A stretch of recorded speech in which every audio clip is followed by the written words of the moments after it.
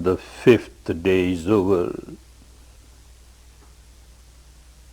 You have now 5 more left to work.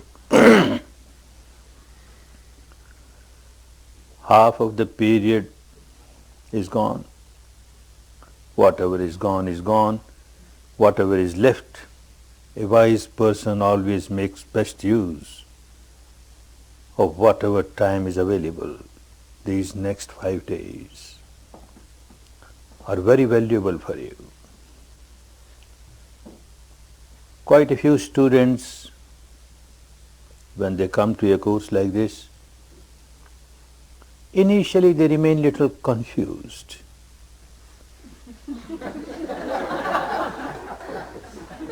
Because always one has some concept of meditation. Meditation should be like this, verbalization, visualization, imagination, contemplation. And look, nothing is there. We are just asked to observe respiration, now this sensation. What we are doing? Some confusion is there. But one day after the other, partly by listening to these evening talks, Dhamma talks, partly you are questioning the assistant teachers and their answers, but mostly because of your own practice. By practice you start realizing that there is something sensible in it. Not that all the confusion goes away, but at least by the time one reaches the 5th day, one feels like giving a fair trial to the technique, although everything looks quite new. We have never heard a meditation of this type, but let us give a fair trial and let us work. And we have found most of the students after 5 days, they start working very seriously. Work very seriously. As the technique wants you to work, understanding it properly, what you are doing and why you are doing so. This is not a rite or a ritual or a religious ceremony, making round from the top of the head to the tips of the toes. And now from tonight you will work both ways, from the tips of the toes to the top of the head, both ways. Not a rite or a ritual.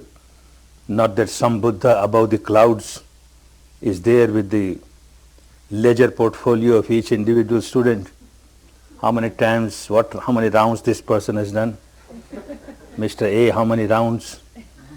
Miss B, how many rounds? Mrs. C, how many rounds?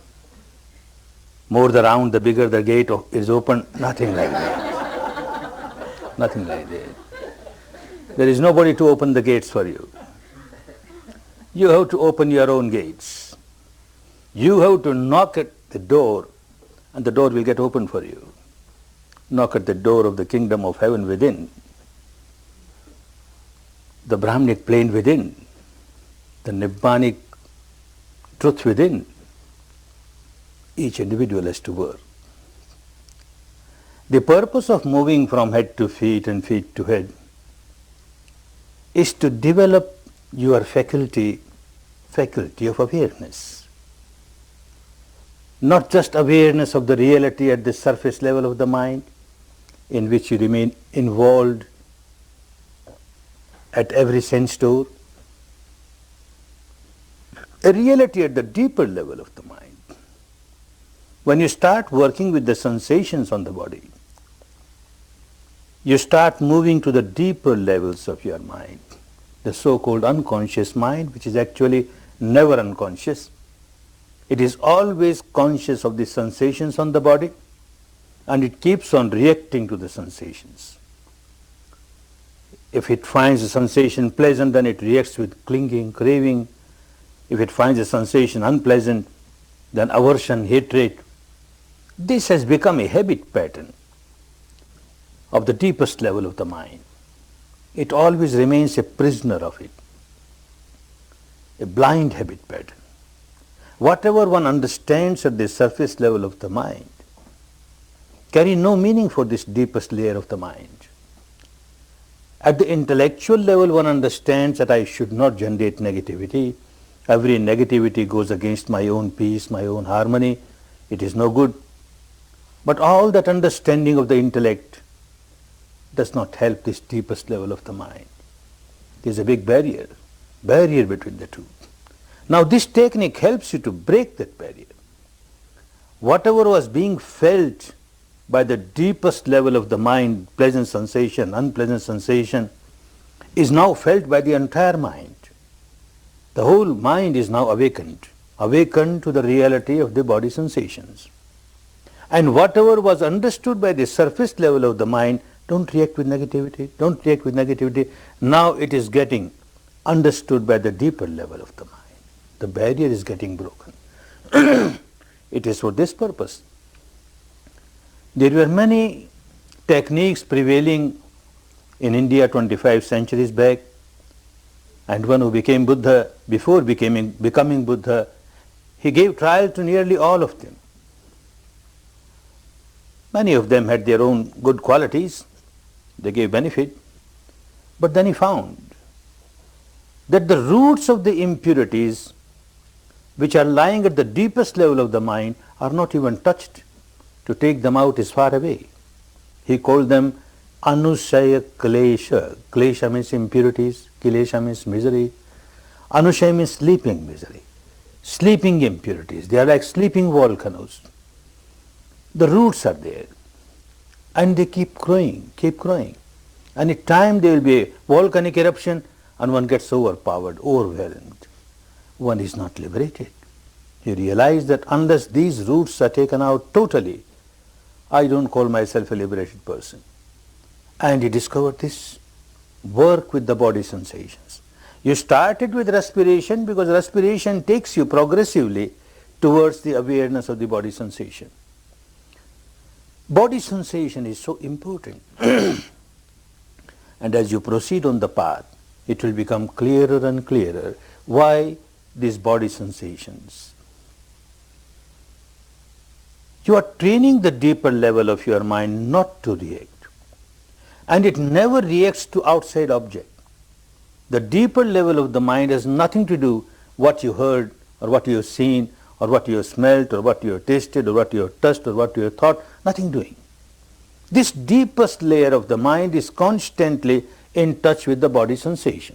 Of course, with all these outside objects, when they come in contact with the sense doors, they create a sensation because this part of the mind, when it gives evaluation, good, bad, that kind of sensation starts in the body.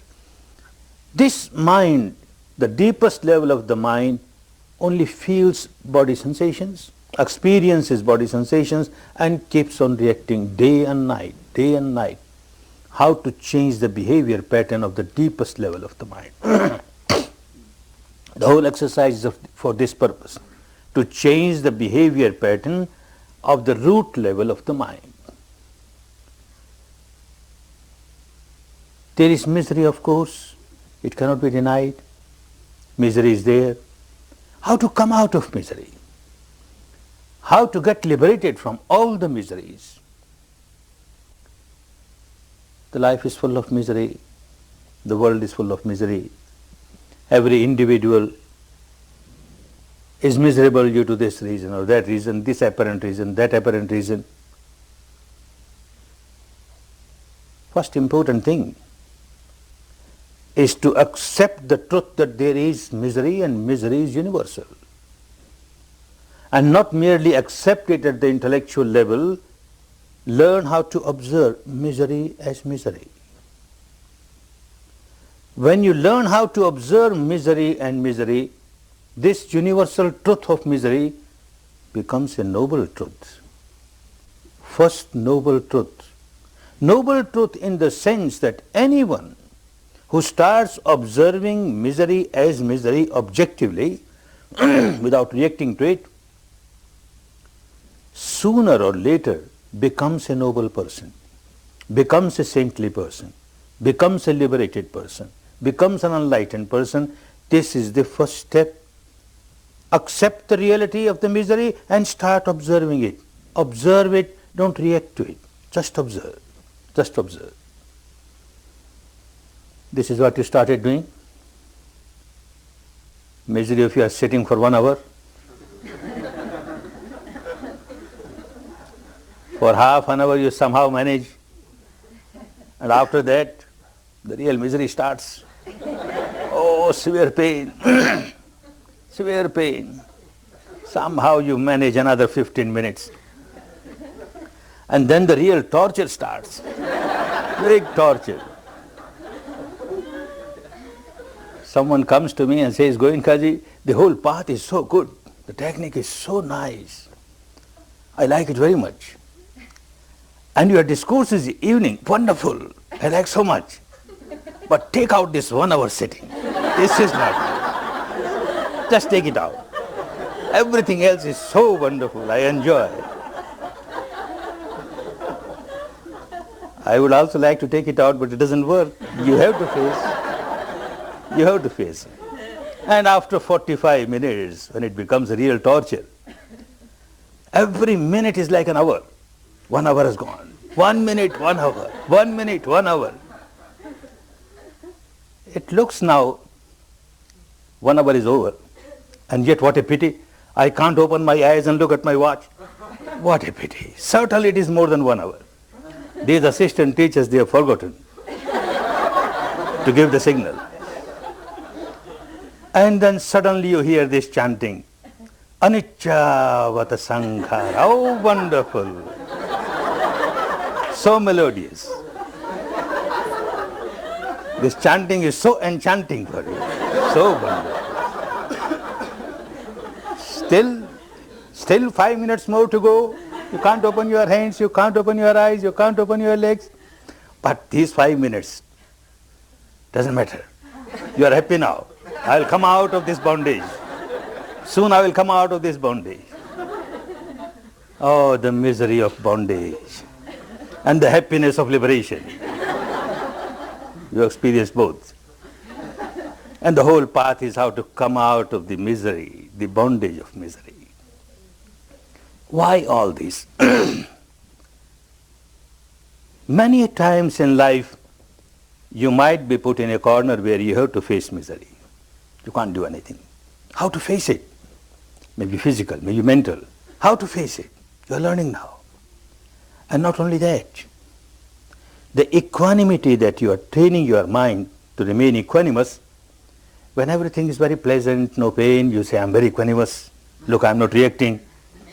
When a real pain starts, and you are equanimous, maybe you are equanimous just for a few moments. The rest of the time you are reacting. Those few moments are so strong. The equanimity is so strong. It starts cutting the root of your problem. Even though you get only few moments in that 1 hour, those few moments will turn into few seconds. They will turn into few minutes. And it happens. Sometimes a student comes and tells me, I now started enjoying my pain. Yes, you start enjoying your pain because you stopped reacting to the pain. The pain was physical pain, and you multiplied it by making it a mental pain. If the mental part goes away and there is a physical pain, and you just observe it, it has become half. Then it will become quarter. It will become less. You start coming out of it. You have to learn how to observe your pain. Now the pain is so intense, it starts overpowering you. This had been the old habit pattern. You observe as you reach this area, say severe pain here. Like a doctor comes and examines. Doctor has no pain, he just examines. Where there is more pain, where less pain. You also examine like this. Don't identify yourself with the pain. Pain is pain. There is a pain. So what? I observe now. Where is the center of the pain? And how far is the influence of the pain? Oh, here it is more influence, more pain, then less pain, no more pain. More pain, less pain, no more. Like you divide the area, dissect the area. Next round, again you observe, you find along with pain there is something else. Maybe pressure. Then you start dividing and dissecting the area pressure-wise. This is the center of the pressure. More pressure here, less pressure here, gone. And like this you divide. And you may reach a stage where you find along with that there is heat. Maybe along with that there is pulsation. And you will reach the stage where you will find, in spite of the severe pain, there is an undercurrent of vibration which is throughout the body. And once you reach that state, pain is no pain for you. It cannot overpower you. Don't expect this to happen tomorrow morning. You have to take time. You have to take time. But learn how to observe. Most of the time you will be reacting because of your old habit pattern to react. But you will get few moments not to react, not to react. Those moments when you are not reacting, then this misery becomes a noble truth. The first noble truth, you are observing it objectively. As you learn observing the misery objectively, you are going deeper and deeper. At the experiential level, you are going deeper and deeper to the second noble truth. The deep cause of the misery. At the surface level, everyone says, I am miserable because of some external cause. So and so said something which I don't like, I became miserable. So and so did something I don't like, I became miserable. Or something desirable did not happen in the life, I became miserable. These are all external causes. They are true, but very apparent, very surface level.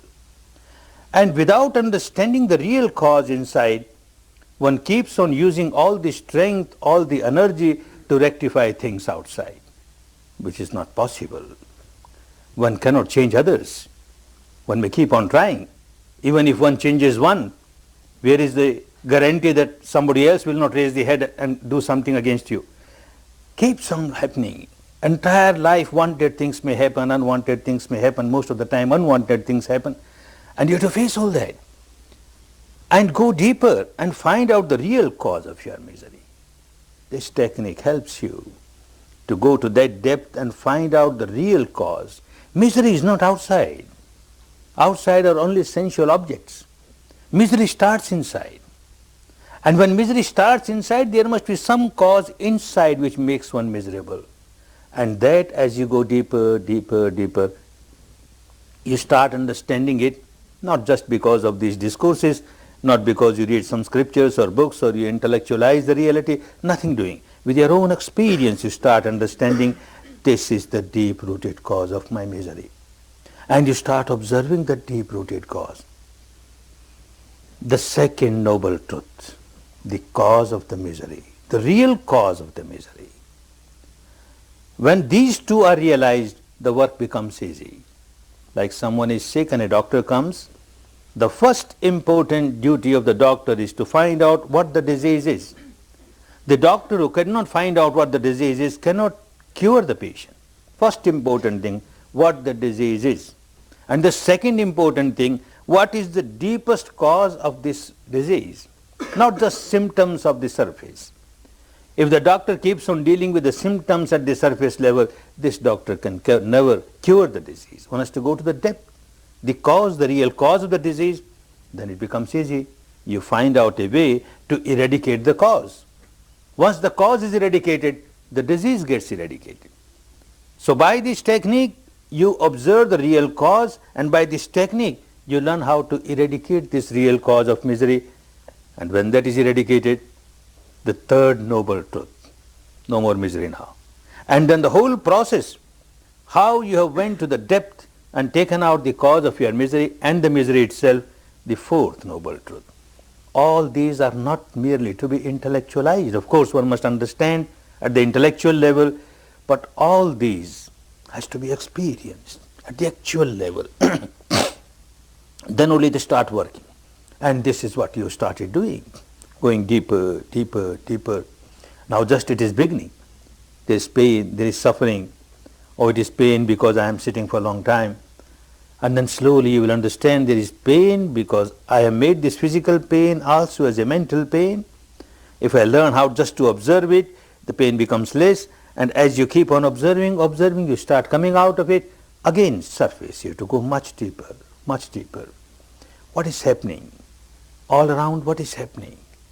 Why there is so much of misery all around? It becomes clearer and clearer.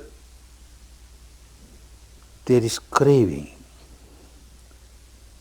Craving. You want something to happen according to your wishes, it does not happen. You want to get rid of something which you don't like, it does not happen. Craving. And the tremendous amount of attachment towards this habit of craving, craving, craving. It becomes clearer and clearer as you go deeper, deeper, deeper, deeper. The law which is working inside is also working outside. The law is the same. It does not make any difference. There is misery and it becomes clearer. Look, the life starts with misery. You are entering in the field of misery. From the time one has taken birth, one is entering in the field of misery. A desire.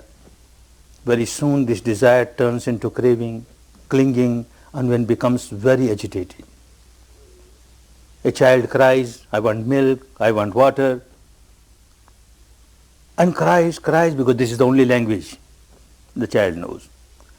And from then onwards, as one grows, this unwanted things happen, that unwanted things happen, this wanted things do not happen, that wanted things do not happen. As one grows, some disease or the other.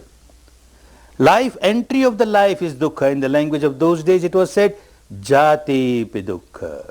The birth, the life, beginning of the life is entering the field of dukkha. Vyadhi pi dukkha. You come in contact with the disease. And when one is in contact with the disease, one is so miserable. This disease is so bad. I can bear any other disease, but not this, because you don't have any other disease. Which disease is a pleasure? Every disease is a suffering, misery, vyadhi pi dukkha. And one keeps in contact, coming in contact, this disease or that disease, this disease or that disease. One keeps on growing, decaying, becoming old. The old age is a great misery. Jara pi dukkha, a great misery. 100-year-old man, 100-year-old woman, suffering from this disease or that disease, this weakness, that weakness, the old age, so many problems. And then prays to God Almighty, oh God Almighty, please send death so that I am relieved of all this misery. You don't have scarcity of death, please give me death. Prays, and when next day the doctor comes and examines, old lady, now your time has come, maybe by tomorrow you have to quit. Old man, by tomorrow you might have to quit. And the old lady and the old man, oh no doctor, I made a wrong prayer. I don't want to die. I have to meet my son, my grandson, my great grandson. I have to do this, I have to do that. Please save me somehow, I don't want to die.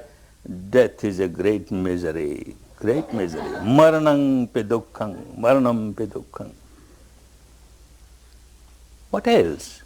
This man, he was not playing an intellectual game, sitting under that tree. He was experiencing the truth inside. Why? What is the cause of misery? Going deeper, a reality came. Oh, whatever we desire, that desire is not fulfilled. One becomes miserable. Sitting, you have a desire that the pain should go away, and the pain does not go. You become so miserable. Sitting, and you want a sensation of bliss, ecstasy, which is not coming, and you are miserable. Oh.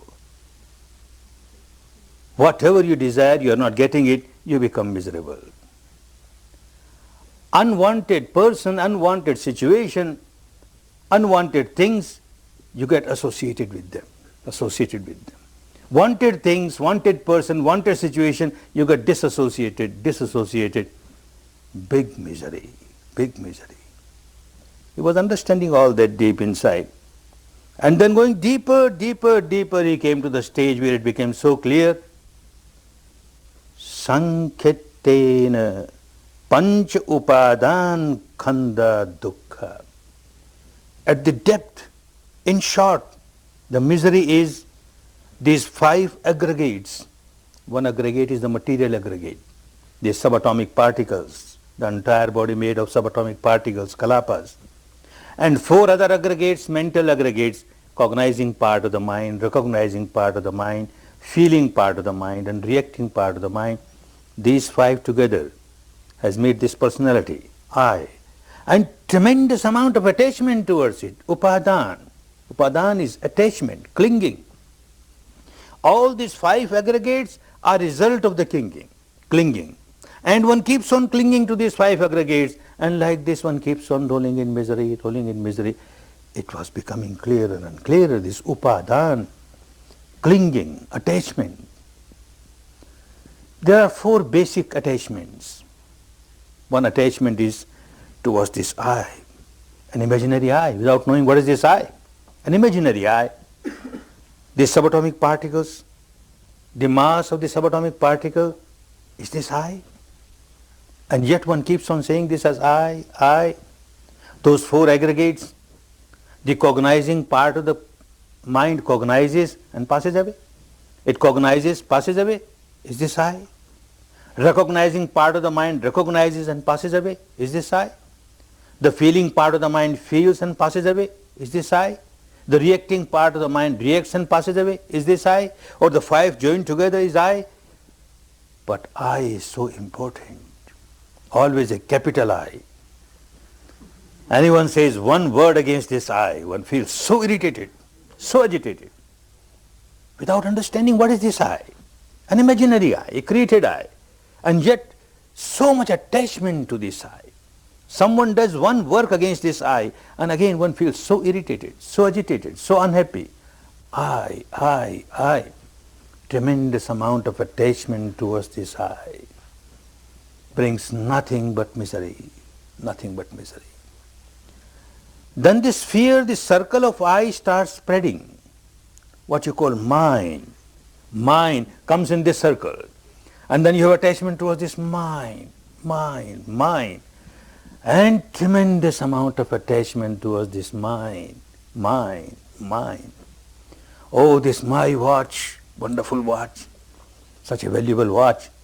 One of the students brought from the foreign countries and offered me, wonderful watch, such a valuable watch. Out of my carelessness, one day it falls down and breaks. And I start crying. Oh, this valuable watch got broken now. And I don't get even spare parts in my country. How to get it repaired? Crying. A watch of the same model, of the same value, on the wrist of my friend. And it falls down.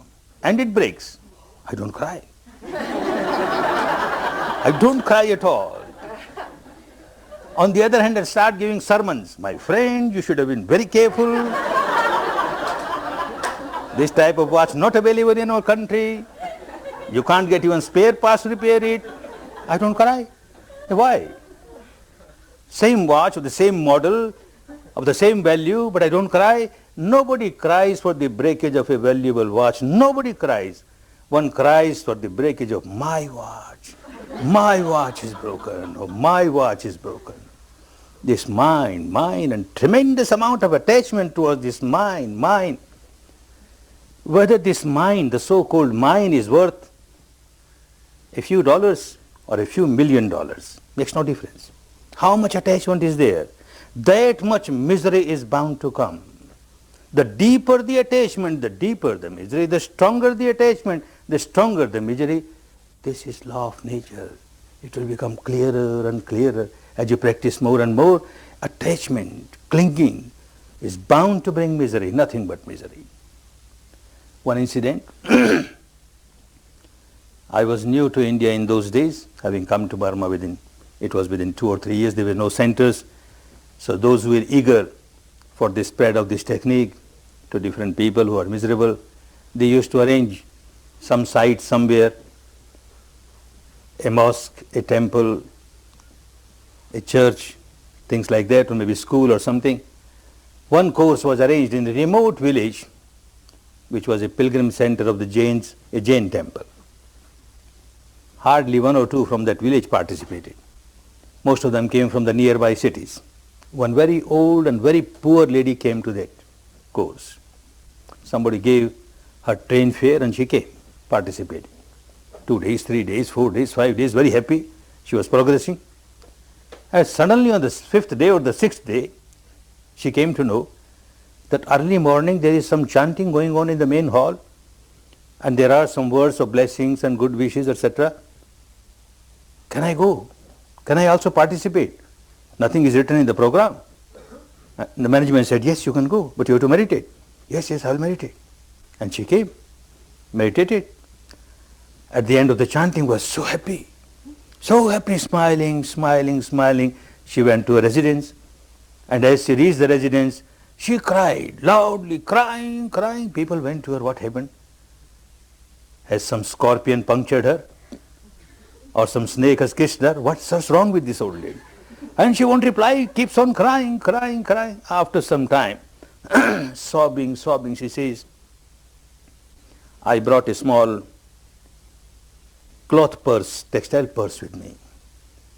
And in this purse, there were 20 rupees, less than $1, today's dollar, 20 rupees. Saving of my whole life was there in it, 20 rupees. And 60 years ago when I was married, I got in dowry a silver trinket that was also in it. And when I started for this course, somebody gave me a dry piece of sweetmeat that was also in it. And every time I meditate, I keep it under my legs. When I sleep, I keep it under my pillow. Now I came here and I left it in my room and somebody has taken away. Oh, I am looted, I am looted. All my saving is gone. Keeps on crying. People say, 20 rupees cash, hardly 20 rupees worth of your silver trinket, say 40 rupees or 50 rupees. Old lady, don't cry. We will get you 50 rupees. You carry on your meditation. Your meditation was going so good. She kept on crying, crying, crying. They told you better collect some money and hand over to her. Then only the crying will stop. They started collecting. Instead of 50, they got 100. Very happy. Now the old lady will stop crying. They went and offered her. She threw away this money. What to do with this money? That silver trinket which I get in my dowry, oh, where to get that trinket? Now it's gone. People kept on searching, not available. By evening, somebody saw a monkey on the tree with this purse taking out the sweetmeat and eating. People ran after the monkey and caught hold of it and gave that silver trinket to her. Her crying stopped. Craving, whether it is worth 20 rupees worth of article or 20 million makes no difference. As much as clinging is there, as much attachment is there, that much misery is bound to be there, bound to be there. I, mine. Whether you use these words or not doesn't matter. But this I, mine, and your attachment to it, full of misery, full of misery. I remember another incident, again in a very remote village of northern India. A very learned monk participated. After 5 or 6 days, he comes to me. Goenkaji, between 12 and 1, you gave interviews to the students. And just 10 minutes, in those days, students were less, so I used to give 10 minutes to each student. 10 minutes. For these householders, what questions they have got? Even 10 minutes is too much for them. I'm a monk, recluse. I've got so many questions. Please give me half an hour. I said, Reverend Sir, I know you will be talking about philosophies and all that, and I am not interested. I can't give you time. Oh, no, Goenkaji, last 5 days or so, I have understood all these philosophical talks are useless. I will talk only about the technique. About the technique? Why you require half an hour for technique? No, please give me half an hour. All right, somehow I managed, come. And he came. 2, 3, 5 minutes he talked about the technique. And suddenly the topic was changed, subject was changed. Goenkaji, from that big city from which he came. Goenkaji, in that big city, your monastery, my monastery? Monasteries are always for the monks, not for the householders. I am a householder, how can I have monastery? Goenkaji, try to understand your monastery. Reverend Sir, I can't have a monastery. I am a householder and I carry such a colossal proof, testimonial that I am a householder. How can I have a monastery? And he keeps on saying, Goenkaji, you are monastery, you are monastery. And after that he says, Goenkaji, in your monastery, you are elephant. My elephant? What is talking? And then suddenly it clicked in my mind. This is India, a wonderful country, a vast country, having so many traditions. There is a tradition, some people have a strong belief that throughout the life, we don't use this dirty word I and mine. We don't use. Whenever I have to say I will say you. Whenever I have to say mine, I will say your. Now I understand. Yes, Reverend Sir, my monastery, my elephant. Go ahead, what went wrong? Look, he's a recluse, renounced everything. He has built a monastery in the midst of the city without the permission of the council or municipality. And now an order has come, they will smash it, they will break it. And in the midst of the city, elephant is not allowed to be kept there. So order has come to take it out. And from somewhere he learned that the Lord Mayor of the municipality of that city had been to Burma and had stayed with me as my guest. So Goenkaji, just a few words from you and your monastery will be saved. Your elephant will be saved. He doesn't use the word I, doesn't use the word mine, but tremendous amount of attachment. Attachment is bound to bring misery. Nothing but misery, misery. Deeper the attachment, deeper the misery is bound to be. There would not have been any misery if I develop attachment to this I, and this I remains eternal all the time, and I develop attachment to the mind, and this mind remains eternal. There is no misery. But the trouble is, this I does not remain eternal. Mind does not remain eternal. Whatever I say, mind passes away and I am helpless. I can't do anything. Or if this remains, the so-called I passes away and I am helpless. A departure, a separation is bound to come, and that brings so much misery.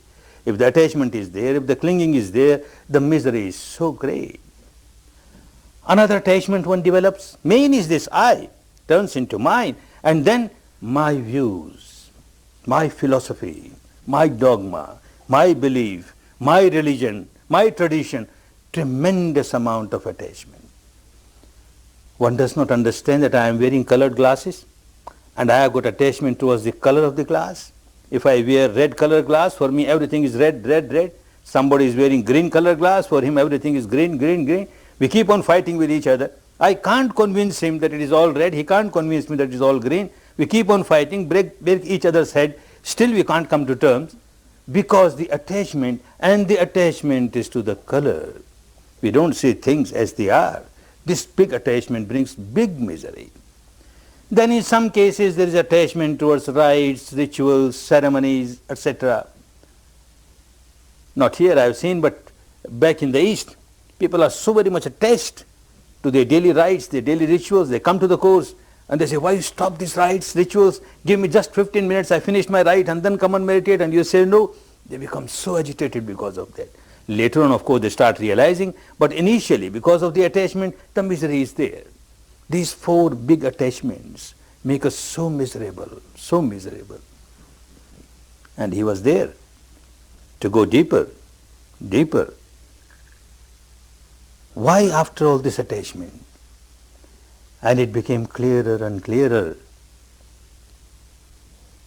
A craving arises. Craving for something that you want. You want to possess. You want to retain. And it very soon turns into clinging, attachment. A craving, you want to get rid of something, you don't like it. And tremendous amount of attachment towards this craving, you don't want it. You want to get rid of it, and yet you can't get rid of it. Oh, the craving turns into clinging, into attachment, and the misery starts. Why this craving? He was not playing an intellectual game. He was not reading scriptures or discussing scriptures. He was experimenting like a scientist what is happening deep inside. A small little desire starts. You start liking it. And how quickly it turns into craving.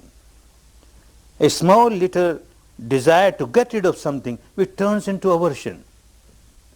Oh, tanaha. In the language of those days, craving means tanaha. Tanaha pachaya upadanang. Craving turns into clinging. Small little desires turn into craving, and craving into clinging. Why these small little desires even? What is the cause? It became so clear because he was experiencing it. Vedana pachaya tanaha. These sensations on the body.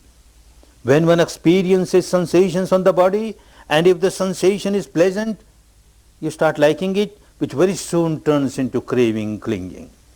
When the sensation is unpleasant, when you experience unpleasant sensation, very soon it turns into aversion, hatred. You like to get rid of it. The craving is to get rid of it. Oh, the sensations Vedana Pachaya Tanha. Pachaya means the cause. The Vedana means sensation. Sensation is the cause of your craving which turns into clinging. Why these sensations? What is the cause? He was experimenting. What's happening? Phassa Pachaya Vedana. There is a contact. And as soon as there is a contact, there is bound to be a sensation on the body. Contact of what? With what? These 6 sense doors.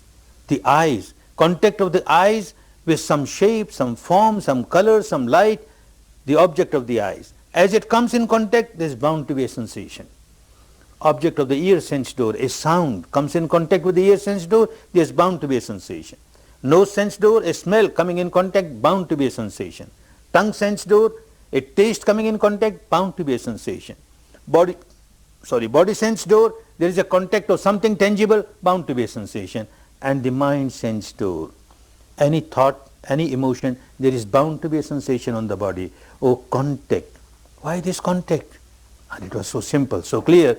Sarayatan Pachaya Phassa. Phassa means contact. Sarayatan means these 6 sense doors. So long as one is having these 6 sense doors, the respective objects, the entire world is full of respective objects.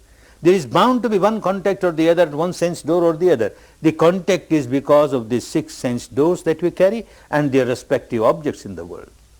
Why these 6 sense doors? What is the cause of this? So clear. Nama Rupa Pachaya Saraitanam. Nama means the mental structure. Rupa means the physical structure. The combination of these two.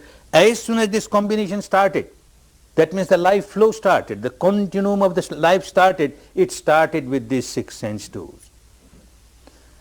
Why this mind and matter life started like this? And it was so clear, Vijnana Pachaya Nama Rupam. This flow of consciousness is there all the time. And as soon as one life ends, this flow of consciousness comes in contact, arises somewhere else. It keeps on arising, passing. At the time of death it passes, then again it arises somewhere in another life, another body, and starts flowing in the same way. Vijnana Pachaya Nama Rupam. Why this Vijnana? What is the cause of it? And it was so clear. Sankhara Pachaya Vijnana. This mental volitional actions that you take place. All mental volitional actions are responsible for the consciousness of the next moment. This moment I generate a sankhara. This word you will be listening again and again. Sankhara, the mental volitional action. When you generate sankhara, next moment consciousness arises. You generate sankhara, next moment consciousness arises. At the time of death, a very deep sankhara, which is like a deep line drawn on the rock with chisel and hammer, that arises on the surface, gives a strong push, and the consciousness arises somewhere else. So the flow continues because of the sankhara. Why this sankhara? And it was so clear. Avidya Pachaya Sankhara. Oh, ignorance, ignorance. Everybody is generating sankhara because of ignorance. What ignorance? Not ignorant because one has not gone to any school or college. Not ignorant because one has not read scriptures. Not ignorant because one has not listened to Dhamma talks. Nothing doing. Ignorance at the experiential level. One does not know how the misery is arising deep inside, how there are sensations everywhere, and how pleasant sensation one reacts with the sankhara of craving, how unpleasant sensation one keeps on reacting with the sankhara of aversion. This whole process continues deep inside, and one at the surface level doesn't know anything what is happening. And this process of multiplication, generating misery, multiplying misery, generating sankhara, multiplying sankhara. Oh, ignorance, ignorance. The whole chain became so clear. Every link was so clear. Avidya Pachaya Sankhara. Because of ignorance one generates sankhara. Sankhara Pachaya Vijnana. Because of sankhara there is vijnana, the consciousness. Vijnana Pachaya Nama Rupam. Because of the consciousness a new life in mind and matter starts. Nama Rupa Pachaya Sarayatanam. With this mind and matter, 6 sense doors are there. Sarayatan Pachaya Phassa. Because of that the contact is there. And Phassa Pachaya Vedana. And because of the contact a sensation is there. and Vedana Pachaya Tanaha. And because of the sensation, a craving is there. Vedana Pachaya Tanaha. Tanaha Pachaya Upadanang. And this craving turns into clinging, into deep attachment. Upadan Pachaya Bhava. And because of this deep attachment to the craving, the process of bhava, bhava means flow of life, the flow of life keeps on flowing, it gets all the strength. Every time one comes to the end of the life, this bhava, the sankhara which is so deep is called bhava sankhara, which is responsible to give a new life. So the process of becoming continues. It does not stop at the end of the life, it continues. Bhav Pachaya Jati. And because of this process of becoming, even after death, a new life starts. Jati, again a life, a birth comes. And when the birth comes, Jati Pachaya Chara, Maranang, Shok, Paridev, Dukh, Dhumanasupayasa, Sambhavanti. Whenever a life starts, it has to pass through all these miseries. Miseries of old age, misery of disease, misery of death, misery of wanted things not happening, unwanted things happening, all kinds of physical and mental miseries one has to pass because the birth has started. It became so clear, the whole process became so clear, which can become clear with anybody who goes deeper, getting rid of the ignorance, understanding the truth at the experiential level. Now it was clear how this process of misery, how it starts, how it keeps on multiplying, how to get rid of it, how to come out of it, how to break this chain, this link, this chain full of links. Which link has to be broken? Where the chain has to be broken? A life has started already with nama and rupa, that means mind and matter, the flow has started. What to do? Shall I commit suicide? And the problem gets solved? Oh no, it does not get solved. One does not come out of misery. When one is committing suicide, what is the volition of the mind at that time? What is the condition of the mind? Full of agony. The last mind of the life is full of agony. It will produce nothing but a new life full of agony.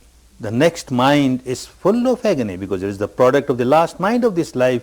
Suicide does not solve any problem. One cannot come out of misery by suicide.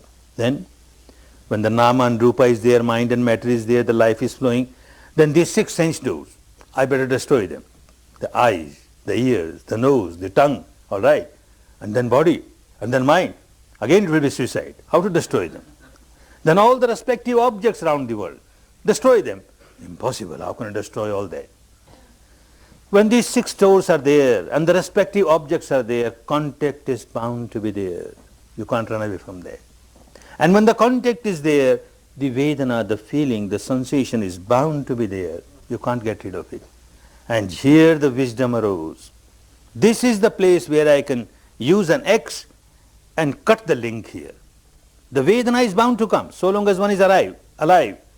Things keep on getting in contact. This door, that door, at least the mind and matter keep on getting in contact every moment. And there is a sensation. There is a sensation. With sensation, because of ignorance, because of avidya, with sensation, tanaha arises, craving arises, aversion arises. Now, one has to turn the whole thing. Sensation will be there, but with sensation, wisdom will arise. The reality, the characteristic. Oh, what is sensation? This is not eternal. This is not permanent. It has a reason to pass away. Look, let me observe how long it lasts. And yes, it arises, it passes away. It arises, it passes away. However unpleasant a sensation may be, it is bound to pass away. However pleasant a sensation may be, it is bound to pass away. No purpose is served to react. What is the purpose of reacting to something which is by nature passing away? There is no meaning. There is no purpose is served, no sense in that. It becomes clearer and clearer.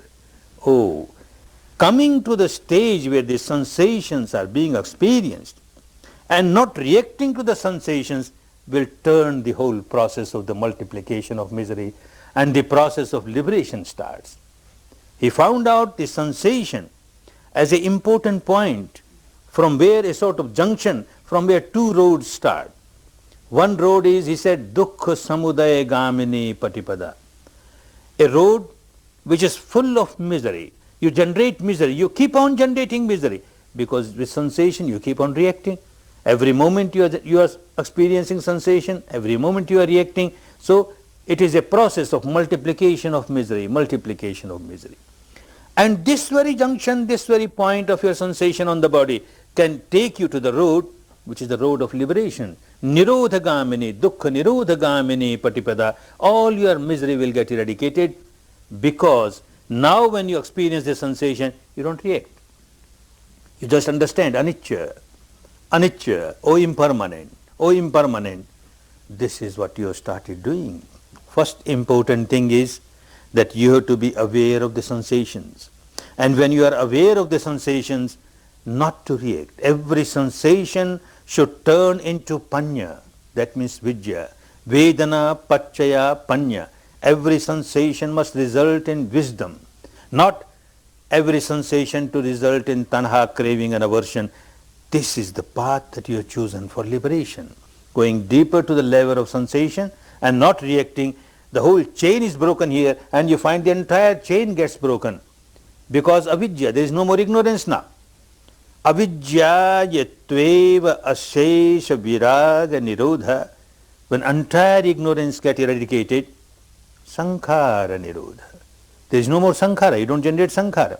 Sankhara nirodha, vijnana nirodha. Then there is no more vijnana, the flow of consciousness will stop. Vijnana nirodha, namarupa nirodha. Then there is no more flow of mind and matter. Namarupa nirodha, sarayatan nirodha, no more six sense doors. Sarayatan nirodha, phassa nirodha, no more contact. Phassa nirodha, vedana nirodha, no more sensation. And vedana nirodha, tanha nirodha, no more craving. Tanha nirodha, upadan nirodha, no more clinging. Upadan nirodha, bhav nirodha, no more the process of becoming. Bhav nirodha, jati nirodha, no more new birth. And jati nirodha, jara, maranam, shok, paridev, dukkha, domanasupayasa, nirujhanti. All the miseries that follow the birth, they automatically go away. Easy to understand. One may accept at the intellectual level, but doesn't help. One has to practice. Go to the depth where there are sensations and you're not reacting. There are sensations, you're not reacting. And merely accepting it at the theoretical level does not help. Even someone may not believe in past life or future life, doesn't matter. That's not very important. That you must first accept this past life and future life, then only will technique will help.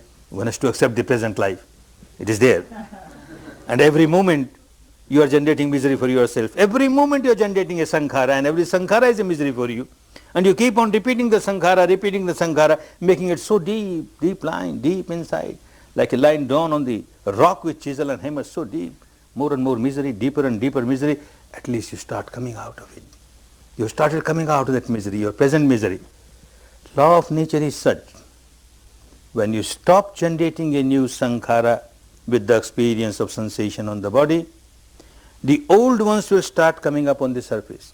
All your accumulation of the past, which lie low, which are in the storehouse deep inside, they will start coming up. And as they come up, they will come up with some sensation or the other. And as they come up, again you are equanimous, you are not reacting. They lose the strength. They become feebler and pass away. Another big chunk of past sankharas will come with this sensation or that sensation. Again you are equanimous. Like this, the old ones will get eradicated. Once you stop generating new sankharas, the old ones automatically get eradicated little by little.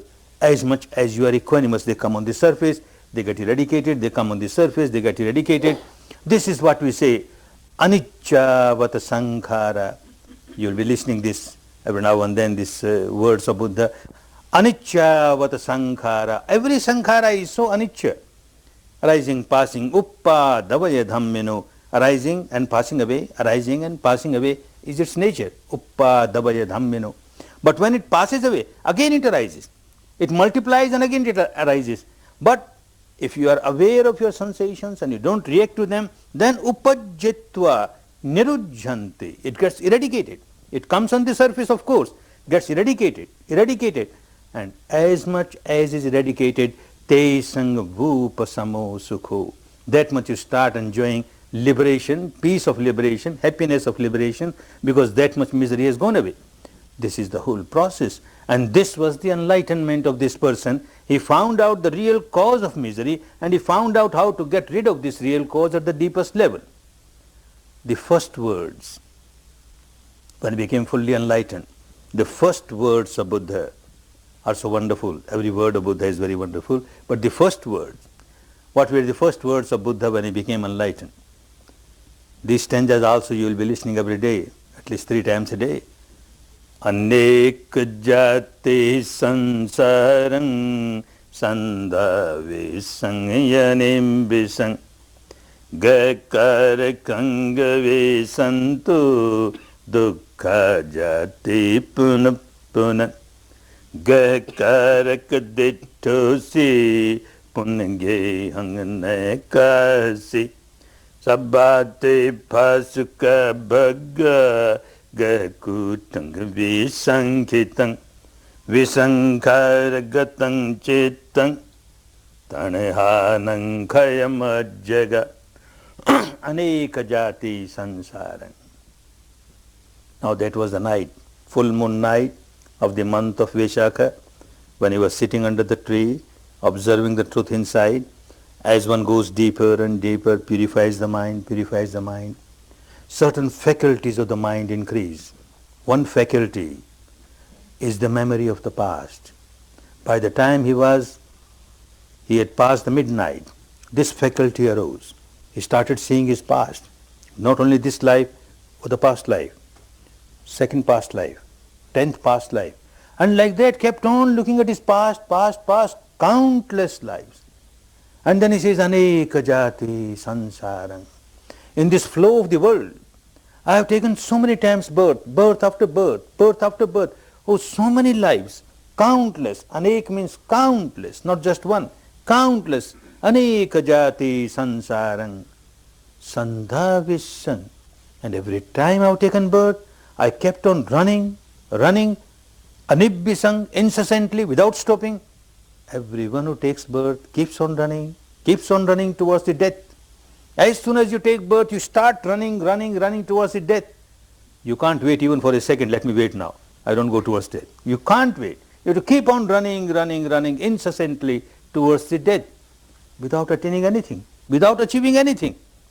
And then in some of the lives he found, some wise people told him that all this circle of birth and death and misery, you can come out of this, provided you can witness the Creator, the great Creator. So, many a lives, he kept on searching this Creator. Who is the Creator? Gahkarakangave santo, the Creator of this house. What house? Every time one dies, another house is ready.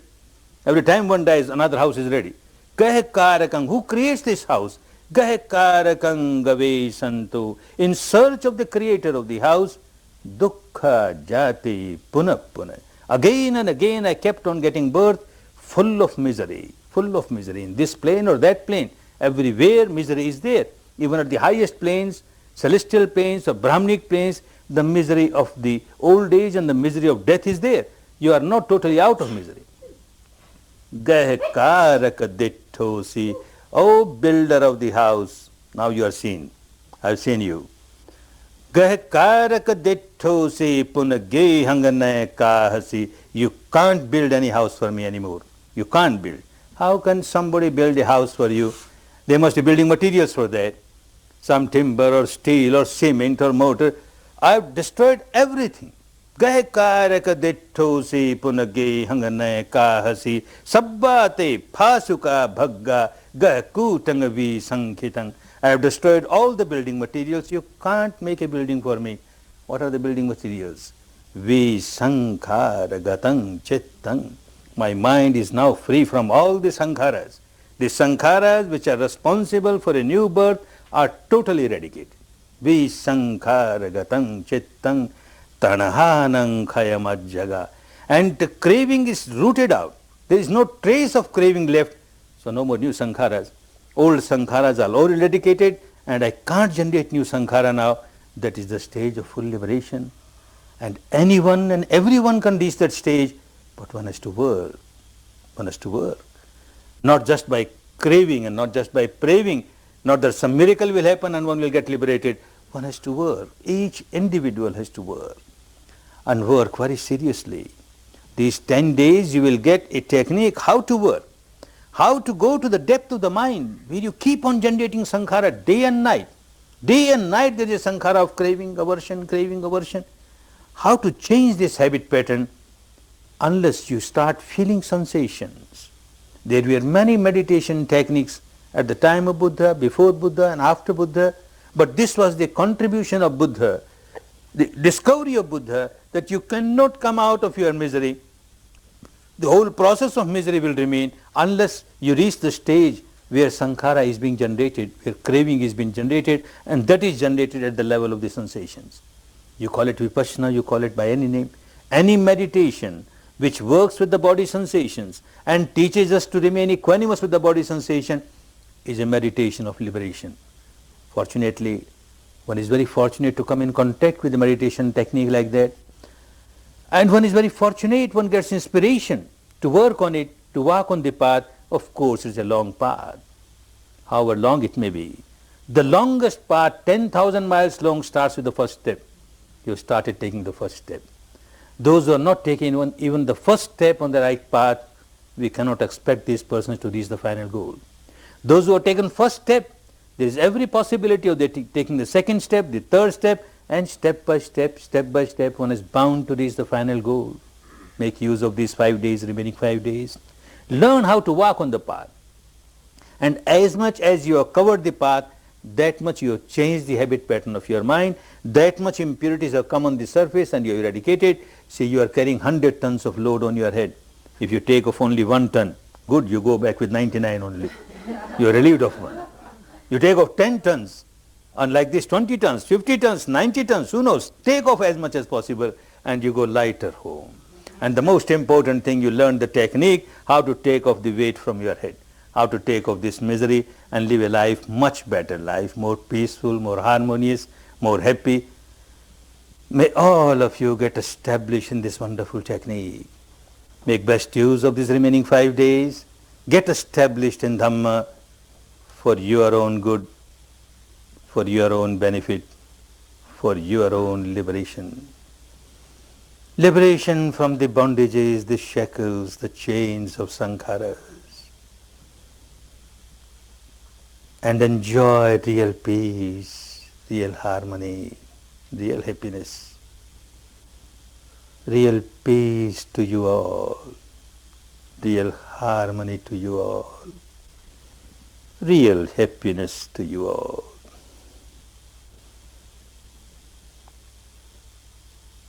Bhavat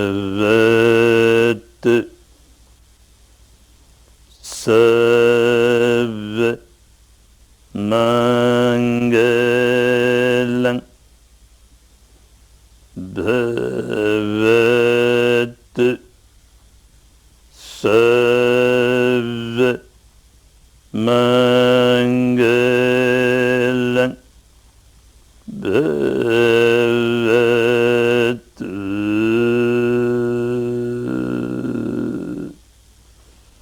Sarva